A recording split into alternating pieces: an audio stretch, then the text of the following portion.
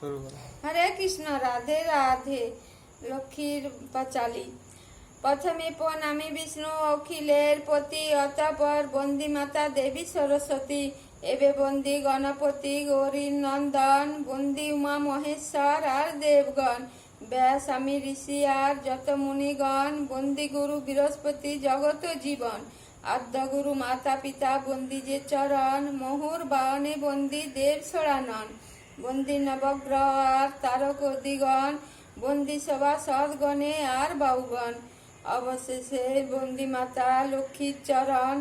তিলোত্তমা পালা আমি করি যে কীর্তন, গদাধর দাস নামে দিগর্ভ নগরে, সাত পুত্র লয়ে সে যে সুখে বাস করে, জ্যেষ্ঠ পুত্র হিরনন্দ, দ্বিতীয় যে নন্দ,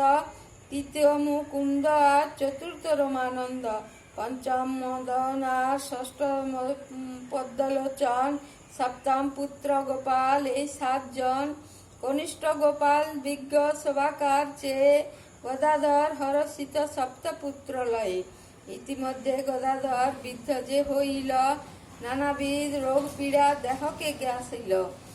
আউকাল শেষে জানি দাস গদাধর, অতি ব্যস্ত হইল কন্যা দেখিল সুন্দর।